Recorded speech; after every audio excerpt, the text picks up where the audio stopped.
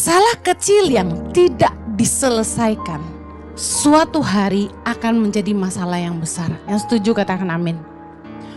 Ada pepatah bilang ini, what you tolerate today will dominate you tomorrow. Kalau hari ini Anda nggak menyelesaikan masalah-masalah kecil, di masa yang akan datang Anda akan sibuk menyelesaikan masalah-masalah besar. Masalah kecil yang kita biarkan terjadi dalam hubungan itu seperti tabungan-tabungan untuk sebuah kehancuran. Seringkali orang menyepelekan masalah kecil. Orang tuh biasanya baru sadar waktu krisis datang.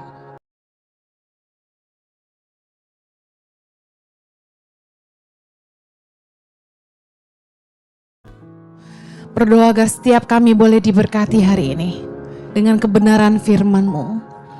Ajari kami Tuhan, dan bukakan mata hati kami supaya kami bisa melihat, telinga kami untuk mendengar, memahami, dan kami bisa menghidupinya dalam hidup kami. Tolong hamba-Mu karena sungguh tanpa Engkau hamba tidak mampu. Menyerahkan setiap menit-menit ke depan ke dalam pimpinan Roh Kudus penuhnya. Hanya di dalam nama Yesus yang siap diberkati Tuhan, sama-sama kita katakan amen. Silakan duduk kembali. Puji nama Tuhan. Shalom. Apa kabar? Katakan Tuhan baik. Amen. Baik, saya akan khotbah sore hari ini tentang kecil tapi penting. Small but significant. Seringkali orang tuh nganggep gampang, ya, terlalu menggampangkan, menyepelekan masalah-masalah kecil, menyepelekan hal-hal kecil. Padahal hal-hal kecil yang kita kerjakan dengan setia, dengan konsisten, dengan yang terbaik, yang akan membangun apa yang besar di masa depan. Amen. Saya melihat bagaimana perjalanan saya bersama suami merintis Yayasan Tangan Pengharapan dari nol. Tahun 2006 akhir. Dapat visi dari Tuhan, lalu mulai setia mengerjakan yang dari kecil. Dari 5 anak putus sekolah yang saya ajar bahasa Inggris cuma-cuma. Dan hari ini lebih dari 10.000 anak Indonesia. Dan ada 8 sekolah berasrama yang akan melahirkan 1.000 pemimpin bagi bangsa. Amen. Tahukah Anda bahwa hal-hal kecil yang kita kerjakan dengan setia, konsisten, taruh hati di situ, kerjakan dengan yang terbaik, Tuhan akan membangun itu menjadi sesuatu yang besar bagi kita di masa yang akan datang. Katakan amin. Nama besar itu dibangun dari karya-karya kecil yang kita kerjakan dengan sungguh-sungguh. Katakan amin. Kepercayaan yang besar itu diawali dengan tanggung jawab kita mengerjakan hal-hal yang kecil. Berapa banyak karya besar rusak bukan karena hal-hal yang besar. Tapi karya besar rusak karena orang gagal menjaga perkara-perkara kecil. Karya besar, nama besar rusak karena orang menyepelekan hal-hal kecil. Saya kasih contoh. Ada hotel bintang 4 yang dibangun oleh anak Tuhan di satu kota, saya tidak sebut ya. Awalnya itu bangunannya megah sekali dan mengagumkan gitu loh. Tapi ketika saya tinggal di situ, apa yang terjadi? Saya nggak pernah mau balik situ lagi. Why? Bangunan yang megah, yang mewah, rusak bukan karena urusan-urusan besar, bukan. Cuma masalah-masalah kecil yang disepelekan. Contohnya kebersihan kamar mandi. Orang kalau menggampangkan kerja tuh gak sungguh-sungguh. Katakan amin. Orang tuh kalau ngentengin kerjaan gak akan kerja dengan sungguh-sungguh. Anda mau jadi orang yang excellent? Jangan pernah ngegampangin kerjaan Anda. Do your best every time. Orang yang bersihin kamar mandinya itu mikir celah-celah itu ada kuning sedikit, ada hitam sedikit, biarin aja. And guess what? Masalah kecil, masalah sepele yang Anda biarkan terjadi akan numpuk. Dan lama-lama Hotel bintang 5, Anda tahulah, banyak hotel bintang 4, hotel bintang 5 yang dulunya luar biasa, hari ini jadi biasa. Why? Bukan masalah besar, masalah nggak jaga kebersihan kamar mandi aja. Apalagi uang kembalian kecil yang tidak dikembalikan merusak kepercayaan. Sebenarnya bagi kita duit kecil itu nggak terlalu penting, betul? Buat kita, kalau orang kembaliin pun kita bilang gini, udahlah buat kamu aja. Sebenarnya buat kita itu tidak menyakitkan, ya kan? Tapi sayangnya orang yang kita serahin uang, dia nggak lapor sama kita duitnya dipakai apa, dan dia juga nggak ngembaliin. Kalau Anda pengen dipercaya orang kepercayaan yang besar, Anda pengen dipercaya duit yang besar, harus bisa dipercaya dengan uang kecil. Biarpun cuma kembalian sisa sen, uang koin, balikin semuanya. Jangan pernah nggak jujur dalam perkara kecil. Karena urusan kecil Anda nggak bisa dipercaya, orang nggak akan pernah kasih Anda uang besar. Yang setuju katakan amin. Ada orang yang saya serahin uang, nggak pernah bikin laporan. Ini pribadi ya. Dia nggak pernah catat. Saya bilang nggak usah rumit, foto aja notanya. Jadi saya tahu duit itu kemana. Jangan tiap kali dikasih uang nggak ada laporannya. Kalau saya tanya, udah habis, udah habis. Kok udah habis terus? Catatannya mana? Nggak ada catatan. Ya udah, kalau malas nyatat, foto notanya. Gak pernah dilakukan. Akhirnya saya gak pernah kasih uang lagi ke dia. Seringkali orang itu gak ngerti kita itu diuji dari hal-hal kecil. Coba orang itu saya percayakan uang kecil, dia bisa dipercaya, dia akan jadi orang kepercayaan saya. Setuju? Saya akan berani serahin uang lebih besar sama dia. Nah, masalah kecil apalagi yang suka kita sepelehin? Masalah rumah tangga yang kecil-kecil, masalah komunikasi yang rusak. Laki-laki itu kalau bikin salah, biasanya dia kalau udah ya udah gitu loh. Karena laki-laki punya prinsip, masalah besar dikecilin, masalah kecil ditiadain. Tapi buat perempuan, masalah kecil bisa jadi besar. Nah, inilah titik masalah sebenarnya. Bagi laki-laki masalahnya kecil kok. Tapi bagi perempuan, dia mendem, benih itu gak besar, benih itu kecil. Dari jutaan sperma yang masuk ke tubuh seorang istri, cuma 1 sperma yang masuk. Perempuan itu punya sifat menyimpan. Dia simpan. 1 kali Anda bentak, dia diam, dia simpan. 2 kali suaminya bentak lagi, dia simpan. 3 kali Anda bentak lagi, dia simpan. I'm telling you, Anda lagi nabung. Weh, istri-istri bilang sama suaminya, kamu lagi nabung. Nabung apa? Nabung kehancuran. Pembiaran kepada masalah-masalah kecil dalam hubungan adalah awal kehancuran sebuah rumah tangga. Orang kaget aja deh. Tadinya baik-baik loh, gak apa-apa loh. Kerja baik-baik, istrinya juga cantik. Terus tiba-tiba, boom! Suaminya udah digondol wewek gombel. Dan gak tanggung-tanggung ninggalin istrinya untuk perempuan yang gak lebih baik dari dia gitu. Nyakit hati gak? Ibu-ibu yang berasa cantik, merasa dari keluarga terhormat, kalau suamimu ninggalin kamu buat perempuan yang gak lebih baik dari kamu, sakit hati gak? Ya iya dong.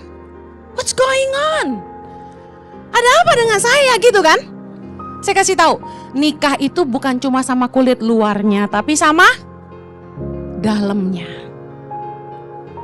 Orang gak ngerti kenapa perselingkuhan terjadi. Kelihatannya baik-baik aja. Gini loh ceritanya. Kisah awal mulanya. Seorang laki-laki menikahi gadis dari keluarga kaya. Lalu mereka menikah. Laki-laki ini tidak mau direndahkan, jadi dia kerja keras. Dia kerja keras dan tidak mau kerja sama keluarga istrinya, supaya dia tidak direndahkan. Lalu apa yang terjadi? Istrinya tidak menghormati dia. Karena mungkin penghasilannya gak seberapa dibandingkan uang jajan dari papanya. Jadi sang istri gak mau melayani suami, gak pernah mau siapin sarapan. Kalau ngomong kasar, suka bentak suaminya. Bantuin aku dong, ambilin dong. Gak pernah nanya, kamu udah makan sayang? Kalau suaminya bilang, aku lapar, ya makan aja. Gitu ngomongnya. Sehari berlalu, setahun berlalu, 10 tahun lewat. Tahu-tahu suaminya kok dingin. Saya kasih tahu, masalah kecil yang kita biarkan terjadi dalam hubungan itu seperti tabungan-tabungan untuk sebuah kehancuran. Seringkali orang menyepelekan masalah kecil. Istrinya sakit hati gak diberesin. Saya kalau ribut sama Pak Jojo, dia bisa tidur, saya enggak. Saya tahu itu terjadi dalam banyak rumah tangga. Kitanya nangis, dianya udah ke langit ke-7 bersamamu. Kitanya, kok dia gak ngerasa salah sih? Kok dia gak minta maaf sih? Tunggu tanggal mainnya. Orang tuh biasanya baru sadar waktu krisis datang. Tadinya kecil-kecil tuh kesalahannya tuh. Udah, masalah besar dikecilin, masalah kecil ditiadain. Kan gitu ya bapak-bapak. Tapi istrinya simpan terus. Kemudian boom, krisis datang, baru tersadar. Kok istrinya kabur? Kita mau lihat bagaimana Yesus mengajarkan hal-hal kecil. Yang pertama, Yesus ngajarin tentang setia dalam perkara-perkara kecil. Baca firman Tuhan, Lukas 16 ayat 10. 3, 2, 1. Barang siapa setia dalam perkara-perkara kecil, ia setia juga dalam perkara-perkara besar. Dan barang siapa tidak benar dalam perkara-perkara kecil, ia tidak benar juga dalam perkara-perkara besar. Kalau kita tuh mau dipercaya perkara-perkara besar, Yesus ngajarin kita harus bisa dipercaya dalam perkara-perkara kecil. Kita harus setia dulu dengan perkara-perkara kecil. Tahukah Anda, kesetiaan Anda dalam perkara-perkara kecil merupakan ukuran orang akan nilai hidupmu tentang betapa kamu berintegritas atau tidak, kamu teliti atau enggak, kamu tanggung jawab atau enggak, kamu excellent atau enggak. Orang tuh enggak lihat dari karya besar, orang lihat dari karya kecil. Orang yang punya jabatan tinggi dan dipercaya lebih hari ini berangkat dari orang-orang kecil. Setuju, katakan amin. Orang-orang kecil yang setia, tanggung jawab, bisa dipercaya, berintegritas dan excellent. Amen. Kita enggak akan pernah pilih karyawan yang kita serahin urusan kecil aja gak beres. Gimana mau ngurus urusan gede kalau urusan kecil aja dia gak becus. Dipercayain perkara kecil aja gak tanggung jawab, gimana mau tanggung jawab urusan gede? Very simple. Tapi banyak orang yang gagal menghidupi ini. Kita pengen banget dipercaya lebih, kita pengen dipromosi, kita pengen naik gaji, naik posisi. Tapi Yesus kasih tahu kuncinya kamu setia dengan perkara kecil. Perkara kecil tuh apa? Urusan duit kecil. Jangan nyolong. Urusan tanggung jawab sampai kepada perkara terkecil. Saya mau kasih contoh. Kalau orang itu kita titipin duit kecil. Duit kecil aja loh. Dia catat. Beli buah 1 kilo, buah ini sekian. Duit kecil aja loh.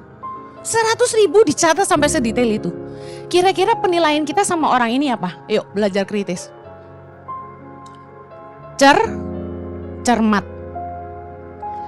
Bisa dipercaya. Lalu jujur. Lalu tanggung jawab. Setuju gak sama saya? Urusan 100.000. Kita akan coba 1 juta. Betul?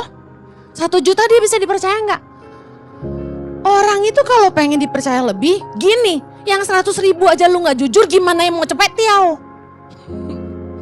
Gimana mau yang 100 juta gitu? Yuk berintegritas. Lagi, ada orang yang sangat memperhatikan hal-hal detail. Hal detail tuh kayak gimana? Anda kalau masuk ke sebuah kamar mandi di bandara atau di mall, Anda kayak saya nggak yang gini? Kamar mandinya wangi, kamar mandinya itu tisu gulungnya selalu ada, disediakan dan terlipat rapi. Lalu kita lihat tong sampahnya dikosongin, kita lihat ada mbaknya, ada kan ya mbak-mbak cleaner tuh yang lapnya tuh nggak dibedain. Dia lap lantai, dia lap kursi, dia lap bagian bawah. Apa tuh toilet duduk kan bawahnya kotor tuh, cipret-cipret tuh. Dia pakai juga buat lap atasnya. Saya suka perhatiin tuh.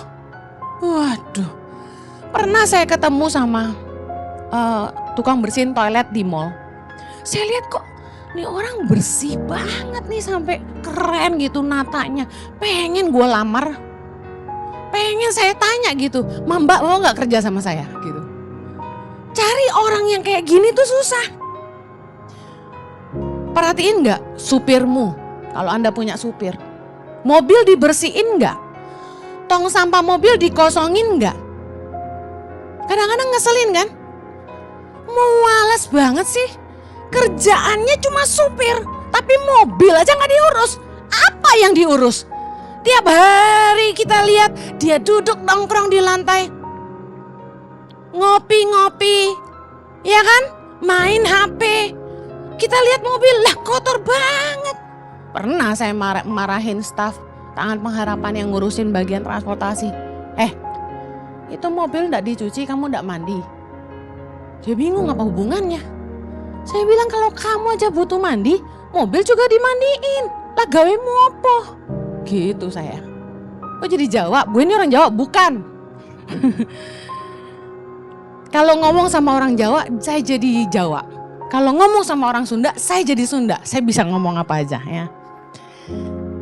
Tapi kecuali bahasa roh, karena kita tidak saling mengerti. Nah, Anda pernah gak nginep di rumah orang, dia siapin kamar tamu tuh serius gitu. Dia taruh handuk yang bersih di pintu, kayak hotel. Dia siapin sabun mandi, dia siapin sikat gigi baru.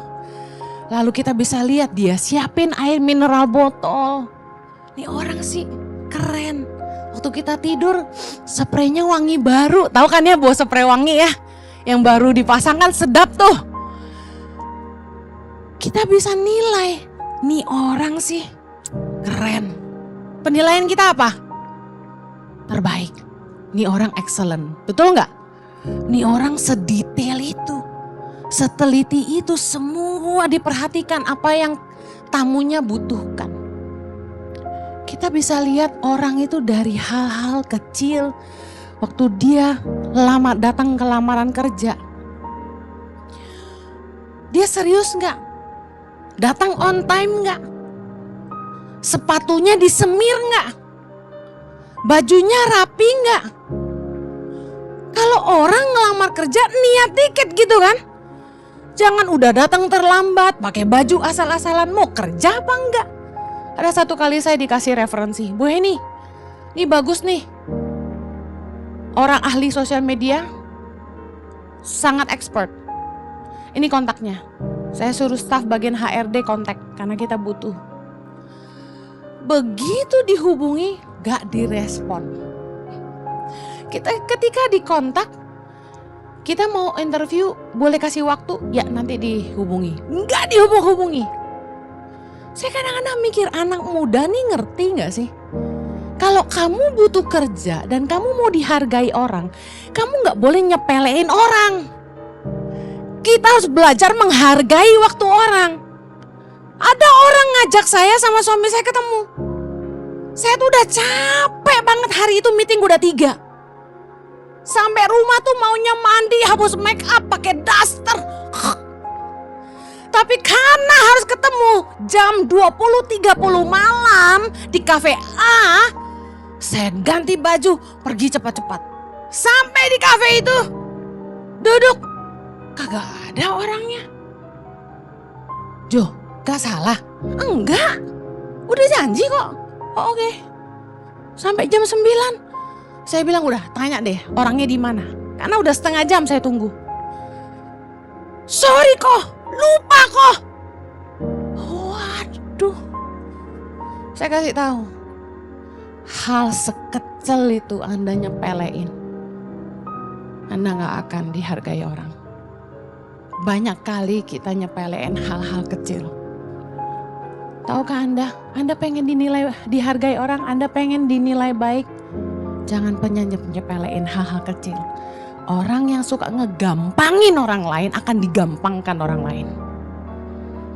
Mari belajar beresin masalah-masalah kecil.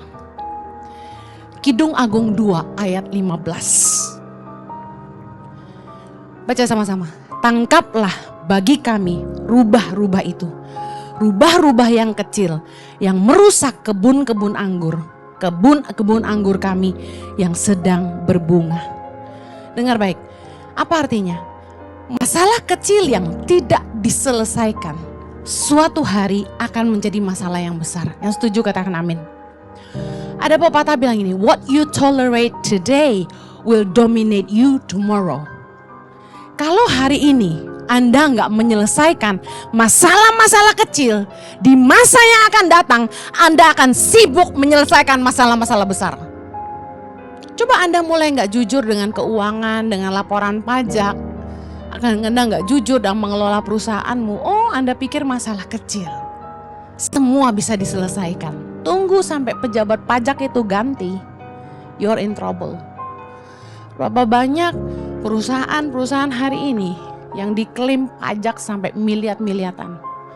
Beberapa datang ke kami nangis minta didoain. Kami diklaim suruh bayar 30 miliar Bu Heni. Kami diklaim suruh bayar 50 miliar. Saya pusing, kok gede banget sih pajaknya? Berarti duitnya banyak banget nih orang. Saya kasih tahu, kalau Anda tidak menyelesaikan masalah-masalah kecil dengan sungguh-sungguh hari ini, Anda akan sibuk menyelesaikan masalah-masalah besar di esok hari. Coba pikirkan, apa hal-hal dalam hidupmu hari ini yang Anda sepelein? Masalah-masalah kecil. Yakobus 3 ayat 5. Demikian juga lidah. Walaupun suatu anggota kecil dari tubuh, namun dapat memegahkan perkara-perkara yang besar. Lihatlah betapapun kecilnya api, ia dapat membakar hutan yang besar. Seperti api yang kecil sanggup membakar hutan yang besar, saya kasih tahu, lidah yang kecil dapat membuat masalah jadi besar. Yang setuju katakan amin. Apa yang harus kita lakukan sekarang? Kalau ada salah paham, selesaikan. Jangan biarkan masalah kecil jadi batu sandungan di masa depan. Kalau ada orang yang salah persepsi, salah berpikir tentang Anda harus menjelaskan. Kenapa? Karena nama baik itu penting. Kenapa tiap kali saya dengar orang fitnah saya A, saya klarifikasi di mimbar? Karena saya nggak akan biarkan orang diracuni dengan asumsi. Kalau orang nggak ngerti kebenaran, mereka akan berasumsi tentang kita dan itu merusak nama baik kita. Kalau ada masalah di dalam rumah tangga, salah paham, selesaikan, jangan tidur, beresin. Kalau ada salah paham di pelayanan, di kerjaan, selesaikan. Saya paling gak suka waktu orang diajak selesain, ngomongnya pelintat-pelintut. Masalah jadi gak selesai, tapi malah jadi tambah ribet gitu. Harusnya kita tuh gak usah memperbesar masalah, tapi kita selesaikan masalah. Jangan biarkan komunikasi yang rusak di rumah tangga dibiarkan. Karena tadi saya sudah bilang, komunikasi yang rusak di rumah tangga itu awal kehancuran. Kenapa istri malas ngomong sama suami? Kenapa suami malas ngomong sama istri? Itu harus diberesin. Saya diberkati dengan khotbah Pastor Christopher Tapiheru beberapa waktu yang lalu. Dia bahas tentang kasih persaudaraan. Keren banget dia ngomong gini, suami istri itu harus jadi sahabat bagi satu sama lain. Nggak peduli berapa panjang, berapa lama kamu nikah atau kamu pacaran. Tapi kalau kamu nggak jadi sahabat buat pasanganmu, kamu nggak akan saling ngerti. Dan akhirnya rumah tangga itu dingin. Saya langsung nyenggol suami saya. Pantesan kita nikah berantem terus, pacaran boleh 9 tahun tapi lu nggak jadi sahabat buat gue. Tuh selalu menuduh orang lain ya. Intinya gini, waktu orang pacaran, waktu Anda dating, saya kasih tahu itu saatnya Anda bangun komunikasi dengan baik. Belajar ngerti satu sama lain.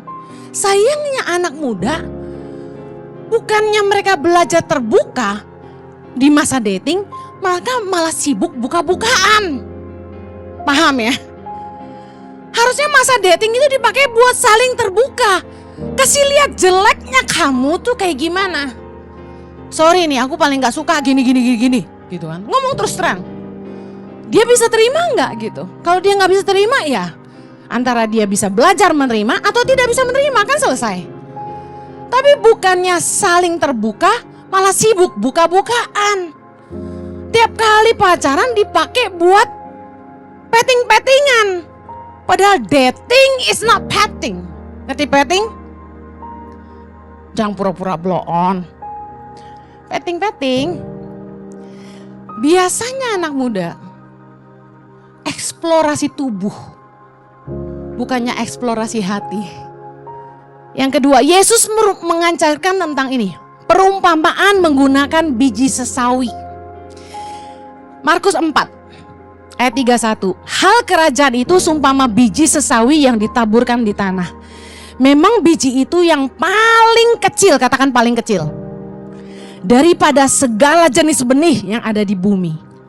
Tetapi apabila ia ditaburkan, ia tumbuh dan menjadi lebih besar daripada segala sayuran yang lain, dan mengeluarkan cabang-cabang yang besar sehingga burung-burung di udara dapat bersarang dalam naungannya. It does not matter if you start small.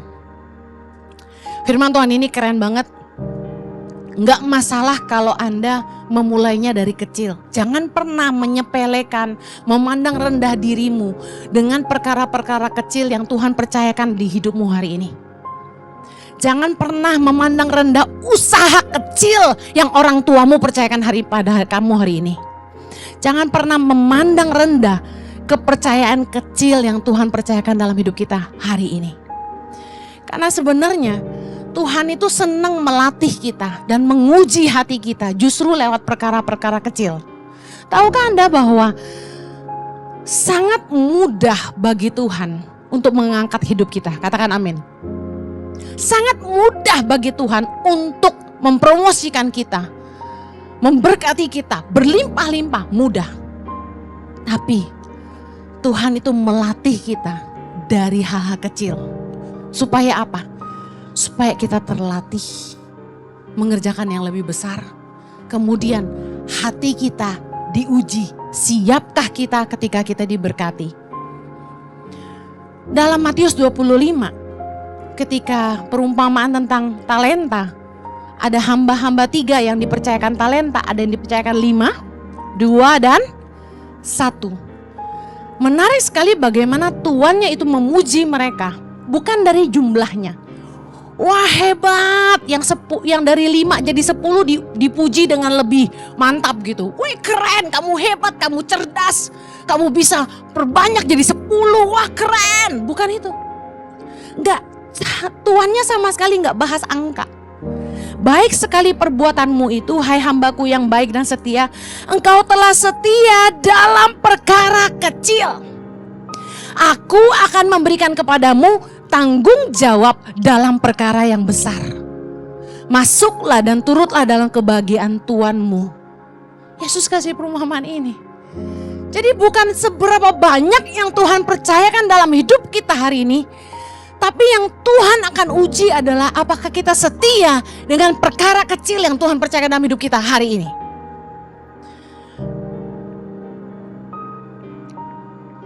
Saya tuh sangat bersyukur bahwa Tuhan itu mengizinkan saya memulai tangan pengharapan itu dari kecil.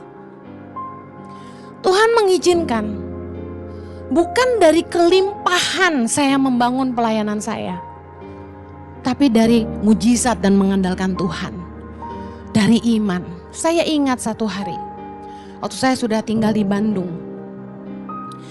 Saya pernah khotbah sebelumnya, Januari 2006, ketika Tuhan panggil saya waktu kami sedang liburan di Indonesia, untuk saya menyelamatkan generasi. Lalu kemudian kami menetapkan hati tinggal di Indonesia. Lalu Juni 2006 kami pindah ke Bandung. Suami saya dapat kerjaan di sana.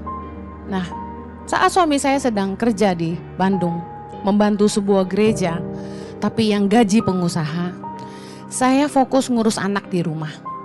Chloe dan Zoe waktu itu masih kecil. Juni itu mereka baru berusia sekitar 8-9 bulan. Nah, jujur, pendapatan dari pengusaha itu gak terlalu besar. Anda tahulah punya anak di Indonesia, punya baby kembar 2, biayanya mahal gak?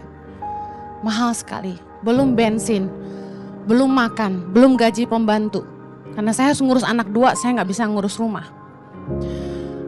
Mama saya kasih kami neni 2, neni-nenian, soalnya dari pembantu rumah tangga dijadikan pengasuh. Jadi saya nggak pakai pembantu lagi, mereka yang bantu saya ngurus anak sama ngurus rumah. Nah, himpitan-himpitan hidup cukup dahsyat. Apalagi dari penghasilan suami saya itu saya masih tabur lagi buat orang susah di Bandung sekitar 30%. Jadi sisa sedikit sekali yang kami miliki sebenarnya. Suatu hari saya ingat saya lagi nyetir mobil yang dipinjamkan pengusaha itu. Di tikungan Dago Pakar itu saya ngomong gini sama Tuhan, saking sesaknya gitu loh. Tuhan, bukankah segampang membalikkan telapak tangan kalau Tuhan tuh mau memberkati aku? Aku kesel gitu loh, kenapa harus hidup pas-pasan kayak gini menghidupi panggilan Tuhan gitu. Kenapa harus ngerem-ngerem, tau gak, uang sayur aja seminggu tuh kita makan cuma 250.000 per minggu. Bayangin, ngirit banget. Saya beli ikan tongkol cuma 10.000 satu. Ayam pejantan unbelievable bisa ada yang harganya 10.000, you know. Saya juga bingung Indonesia nih, ayam apa itu? Tapi luar biasa kita survive di Bandung itu. Nah, saya ingat banget saya ngomong gitu sama Tuhan. Tuhan, bukankah segampang membalikkan telapak tangan kalau Tuhan mau memberkati aku? Kita mulai tangan pengharapan itu kan kita gak kepikiran bikin yayasan gitu loh. Saya cuma lihat anak-anak itu susah dan saya mau bantu mereka. Dari kecil, dari 5 anak itu. Di tengah kesusahan saya, di tengah pergumulan hidup, perkara kecil yang Tuhan percayakan di hidupmu hari ini. Tuhan bilang, I know your heart. Jadi intinya Tuhan mau ngasih tahu saya bahwa saya tahu kamu belum siap gitu. Believe me. Saya gak pernah tahu bahwa tangan pengharapan akan sebesar hari ini. Anda ngerti maksud saya? Dan ternyata kenapa saya harus memulai dengan begitu sulit. Dengan keadaan udah susah masih bantu orang. Kadang-kadang kan gak masuk akal ya. Tapi Tuhan ternyata mau lihat hati saya gitu loh. Dengan berkat kecil yang Tuhan titipkan dalam hidup saya masih punya lebih gak buat orang lain? Saya bisa berkata cukup gak buat diri saya sendiri? Saya bisa dipercaya Tuhan gak? Gak lama setelah Tuhan ngomong gitu, pengusaha yang support kami di Bandung ini titip uang 10 juta ke saya setiap bulan untuk membantu orang miskin. Apakah menurut Anda itu kebetulan? No. Kapasitas hati saya mulai diperbesar Tuhan. Dari uang sendiri 30% penghasilan suami plus 10 juta titipan orang. What did I do? Karena saya orang Jakarta, saya gak tahu Bandung. Saya pergi ke Jogja Supermarket.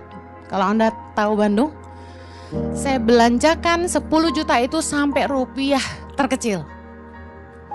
Saya belikan sembako 30 paket.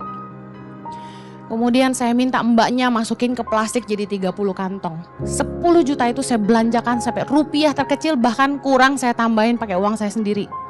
Dan bonnya saya serahkan ke pengusaha itu. Dan waktu saya bagi itu ke rumah-rumah orang miskin di daerah Cimahi, Bandung, saya kasih fotonya ke orang ini. Saya bilang, nih Pak, saya udah bagiin. Terima kasih. Setiap bulan saya lakukan yang sama. Saya fotoin notanya, saya bagiin dan saya kasih buktinya. Saya lakukan itu. I didn't know bahwa Tuhan punya rencana besar buat saya. Mulai goncangan datang. Dengar, ini berita bagus. Ketika goncangan datang dalam hidupmu, artinya Tuhan sedang mempersiapkan kamu untuk keluar dari sangkar. Bahwa Tuhan mau bikin kamu terbang. Tuhan mau lakukan perkara yang jauh lebih besar dalam hidupmu. Katakan amin. Waktu kamu digoncang, selalu tiap kali ada masalah datang, perkatakan dengan iman, Tuhan lagi mau bikin aku besar. Tuhan lagi mau promosi aku. Berkat yang baru akan datang dalam hidupku. Saya tiap kali digosipin orang, dijahatin orang, saya selalu perkatakan ini. Sebentar lagi ada berkat datang. Amen. Gak lama, suami saya dibilang gini, kamu harus kembali ke Australia. Kamu harus bikin gereja di sana. Ditawarin gaji, rumah, mobil dan sebagainya. Tiba-tiba roh Tuhan berkata, takut akan manusia mendatangkan jerat. Saya gak boleh takut sama orang kaya. Intinya Tuhan bilang gitu. Akhirnya kami berdua sepakat menolak tawaran pengusaha ini. Dan kami memilih pindah kembali ke Jakarta. Akhirnya di Jakarta, singkat cerita, saya mulai berdoa. Apa yang saya harus lakukan di sana, di sini. Tiba-tiba saya dapat telepon dari Joyce Meyer Ministry untuk ngajak kami meeting di Surabaya. Kok bisa dapat kontak kita? Karena teman kami yang handle KKR beliau di Surabaya tahun 2008. Jadi dia kontak suami saya, yuk meeting di Surabaya. Agustus 2008 saya ingat. Kami kembali dari Bandung itu Juli 2007. Sorry, berarti 2007 ya sayang. Agustus 2007 kita ketemu di Surabaya. Guess what? Mereka nawarin saya, do you wanna be the country director of Joyce Meyer Ministries? Saya bingung, Joyce Meyer Ministry. Joyce Meyer itu namanya besar sekali, internasional. Kerja apa saya tanya? Dia bilang gini, feeding the children. Saya langsung bilang gini, yes I want it. When can you fly to India? Saya langsung kasih tanggal, 17 September 2007. Dia bilang okay, we'll send you ticket, we'll pick you up. Berangkat ke Hyderabad, India. Saya ketemu anak-anak India yang miskin-miskin, kecil-kecil. Mereka hidup lebih miskin dari Indonesia. Di situ saya nangis peluk mereka. Saya lihat ibu-ibu yang dilatih. Mereka bukan agama Kristen. Saya nangis. Aku ingat Indonesia. Ini mimpiku buat Indonesia. Orang-orang dikasih keterampilan untuk bisa keluar dari kemiskinan. This is what I wanna do. Saya on fire banget. Pulang dari Hyderabad, saya mulai kejalanan-kejalanan. Kerjasama dengan Pelmas. Salah satu denominasi. Saya gak sebut. Yang kemudian saya dapati tidak jujur. Akhirnya kita sempat bantu 1028 anak di jalanan Jakarta. Ada 8 titik kita bangun feeding and learning center. Saya makin excited, bayangin dari 5 anak, 8, 10, 12, 15 anak di Bandung. Tuhan ganti dengan 1028 anak di Jakarta. Belum selesai, masalah datang lagi. Yang saya percaya di Jakarta tidak bisa dipercaya. Saya laporkan ke Joyce Meyer Ministry, saya bilang sorry, just stop your money. We cannot handle it. Mereka sampai bingung sama saya, kok jujur banget nih orang. Kok nolak duit? Dia datang ke Indonesia dan bilang gini, if you have problem, deal with it. We just believe that you will handle it well. Akhirnya saya mulai digerakkan Tuhan Februari 2008 ketika Axel lahir pertama kali. Untuk pergi ke pedalaman-pedalaman. Saya mulai pergi dengan suami saya. Saya bilang, Jo, bawa aku ke Halmahera. Karena Jojo pernah bantu anak-anak Halmahera tahun 2000 waktu kerusuhan. Kami pergi ke Halmahera. Kami mulai bantu. Ada 450 anak yang kami bantu. Bertambah lagi 500-an. Kami mulai pergi ke NTT. Kami mulai pergi ke Papua. Kami mulai pergi ke Mentawai. Kami mulai keliling Indonesia. Dan tiba-tiba ada 1.500 anak. Kemudian ada 2.500 anak. Kemudian 3.000 anak. Kemudian 3.500. Kemudian 4.500. Kemudian 5.000, 6.000, 7.000. Dan hari ini sudah 3 generasi di setiap desa kita bantu. Ada lebih dari 10.000 anak Indonesia. Saya kasih tahu, Tuhan luar biasa. Tuhan luar biasa. Katakan Tuhan luar biasa. Apapun yang Tuhan percayakan di tanganmu hari ini, sekecil apapun, jangan pernah nyepelein. Yesaya 60:22. Yang paling kecil akan menjadi kaum yang besar. Dan yang paling lemah akan menjadi bangsa yang kuat. Aku Tuhan akan melaksanakannya dengan segera pada waktunya. Saya percaya Tuhan tuh terlalu sanggup mengubah hidup kita yang sampah ini jadi mulia dan berharga bagi Dia. Jangan pernah pandang dirimu kecil, karena kamu punya Tuhan yang besar. Katakan kanan kirimu, kamu punya Tuhan yang besar. Amen. Aku mau setia dalam perkara kecil, karena aku punya Tuhan yang besar. Mari kita berdoa, haleluya. Tuhan, terima kasih. Kami bersyukur kami punya Tuhan yang besar. Tuhan yang sanggup mengerjakan, jauh melampaui apa yang kami doakan maupun pikirkan.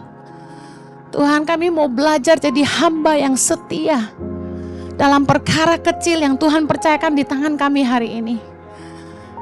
Ajar kami untuk setia.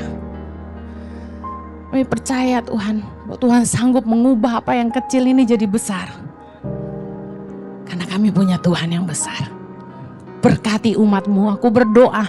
Mereka yang lelah dengan penghidupan mereka. Mereka yang selalu kekurangan, bahkan pas-pasan. Mungkin ada yang berhutang. Mereka yang rumah tangganya saat ini sedang banyak goncangan. Hamba-Mu berdoa ada pertolongan Tuhan tersedia bagi hidup mereka. Ajar mereka Tuhan untuk setia dengan perkara-perkara kecil. Terima kasih Tuhan, the God of breakthrough, yang akan melakukan yang mujizat yang besar dalam hidup setiap kami. Di dalam nama Yesus, pakai kami yang kecil ini Tuhan, untuk memuliakan nama-Mu yang besar. Di dalam nama Yesus yang diberkati Tuhan, sama-sama kita katakan Amen. You have a blessed week. God bless you. Kita semua diberkati melalui firman Tuhan yang dibagikan. Jangan lupa lalu berkata, cawan ini adalah perjanjian baru yang dimateraikan oleh darahku.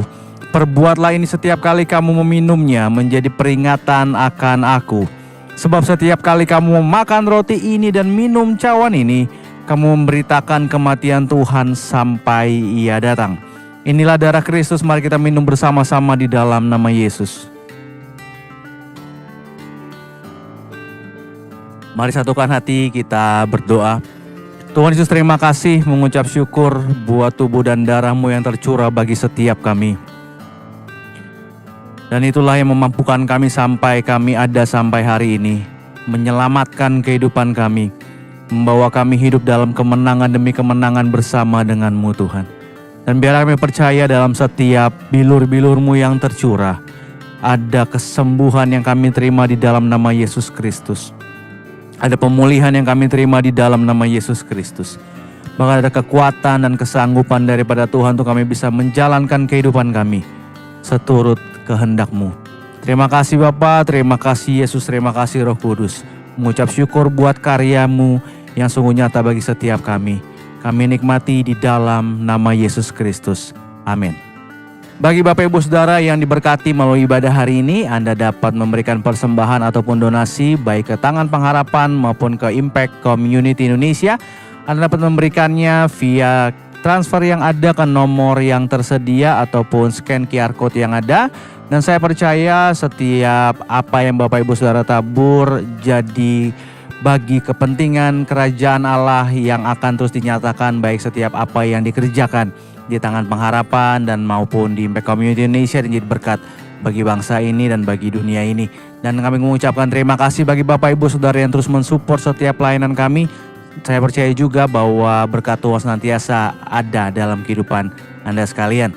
Anda bisa mendapatkan koleksi terbaru dari Positive by YTP, step by step, day by day, dengan langsung datang ke store merchandise yang dibuka setiap hari Selasa sampai Minggu. Atau Anda bisa juga pesan melalui platform e-commerce kami yang tersedia. Dan ada juga promo diskon 50% untuk hoodie, sweater, dan kaos dengan desain tertentu hanya sampai hari Minggu ini. Dan seperti yang Anda tahu, seluruh keuntungan dipakai untuk makanan bergizi dan pendidikan gratis anak-anak pedalaman. Ada 2 pilihan warna, ada abu-abu dan ada yang pink seperti yang saya kenakan. Dan juga ada kaos biasa dan crop top juga. Jadi jangan lupa segera dibeli karena you buy means you donate. Informasi lebih lanjut Anda dapat menghubungi call center merchandise Tangan Pengharapan di 0813 1100 5568 ataupun via Shopee dan Tokopedia dengan kata kunci pencarian Tangan Pengharapan. Dan untuk teman-teman yang ada di Jakarta, Anda bisa datang langsung ke store merchandise Tangan Pengharapan di Mall of Indonesia lantai P3 Kelapa Gading dengan pencarian Google Gereja Impact Community Indonesia. Mari bergabung dalam ibadah online Saturday Service besok 13 Juli jam 7 malam waktu Indonesia Barat. Dan juga ibadah live streaming hari Minggu 14 Juli jam 10 pagi waktu Indonesia Barat. Dan kami mengajak Bapak Ibu Saudara untuk terus ikuti ibadah online Friday Service setiap Jumat jam 7 malam waktu Indonesia Barat. Ibadah Saturday Service setiap Sabtu jam 7 malam waktu Indonesia Barat. Dan ibadah hari Minggu setiap hari Minggu jam 10 pagi waktu Indonesia Barat di YouTube Impact Community Indonesia dan juga Henny Kristianus. Dan kami mengajak Bapak Ibu Saudara sekalian yang ada di Jakarta sekitarnya, Anda bisa beribadah secara onsite tatap muka bersama dengan kami. Setiap minggunya ada 5 kali ibadah, jam 8, 10, 12, jam 3 dan jam 5 sore, disertai ibadah anak dan remaja. Dan bagi teman-teman yang berjiwa muda bergabung dalam ibadah Impact Youth yang ada juga setiap minggu secara onsite jam 5 sore di Gereja Impact Community Indonesia, dan juga secara online ada di YouTube Impact Community Indonesia di setiap hari Sabtu jam 5 sore.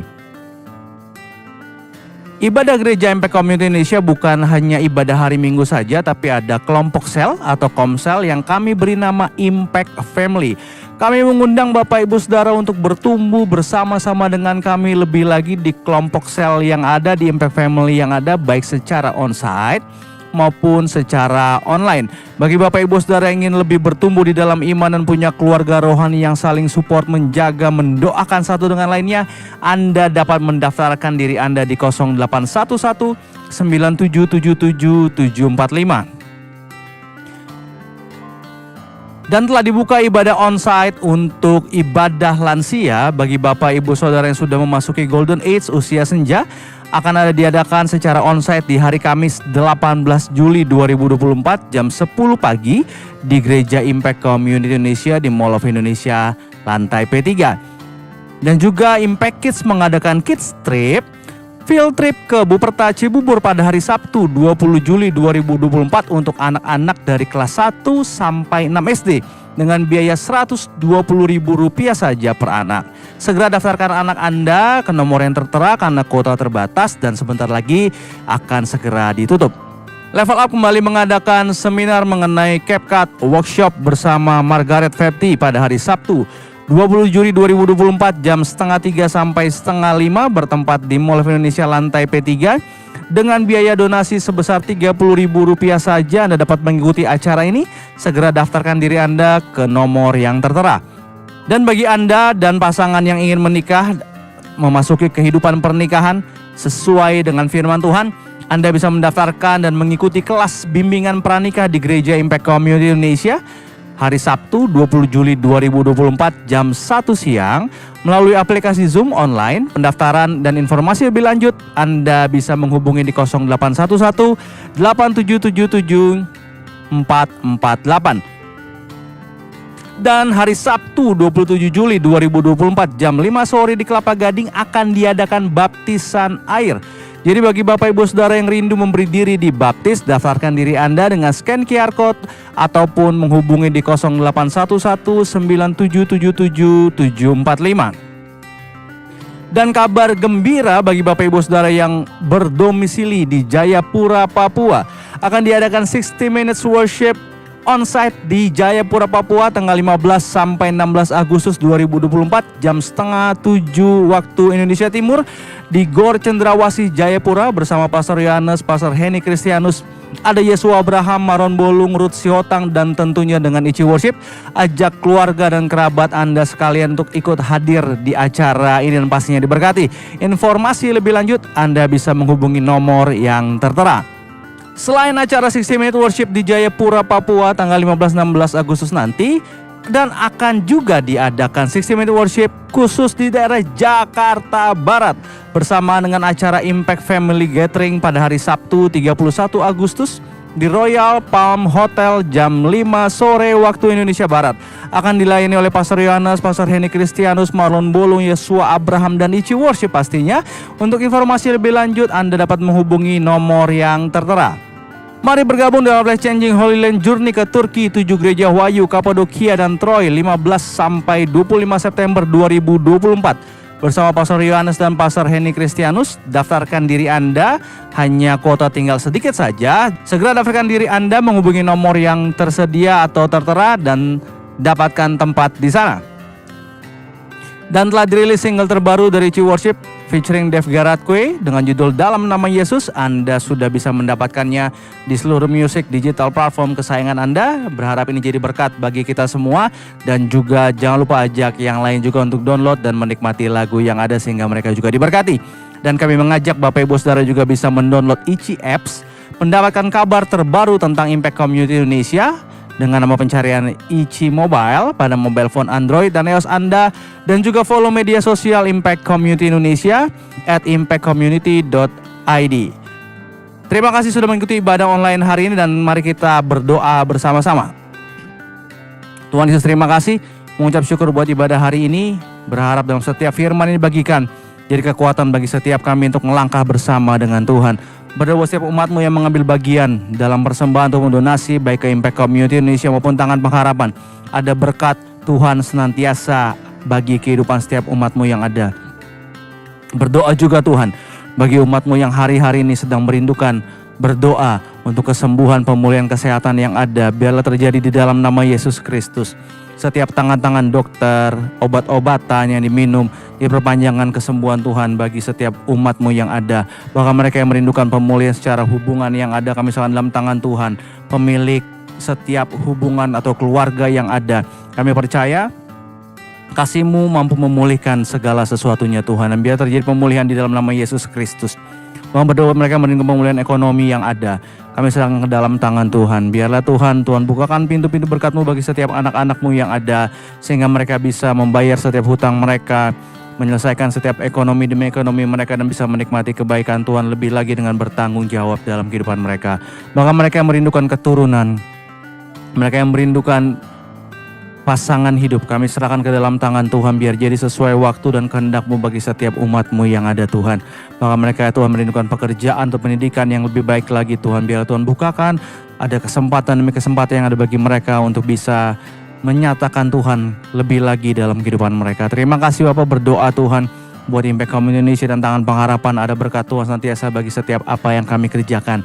Ini perpanjangan tangan Tuhan, dan biar terus kami bisa mensupportnya terus, sehingga nama-Mu terus dipermuliakan. Bangsa kami dari Sabang sampai Merauke, pemimpin tertinggi sampai terendah, berdoa damai sejahtera Tuhan ada bagi bangsa kami. Terima kasih Bapak, terima kasih Tuhan.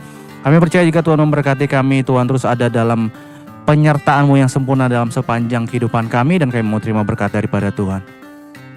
Kiranya dalam apa yang Kau kerjakan, Tuhan buat berhasil. Dalam setiap langkah kehidupan-Mu ada penyertaan Tuhan yang sempurna. Terimalah berkat. Kasih Allah Bapa yang Maha Tinggi, kasih karunia Yesus Kristus Anaknya Tunggal, dan persekutuan yang manis dengan Roh Kudus menyertai hidupmu dan saya mulai saat ini sampai selama-lamanya. Hidupmu diberkati Tuhan, untuk jadi berkat mempermuliakan nama Tuhan. Di dalam nama Yesus Kristus sama-sama kita katakan amin. Terima kasih bersama-sama dengan kami dalam ibadah Friday Service online hari ini. Sampai jumpa di ibadah berikutnya. Tuhan Yesus memberkati.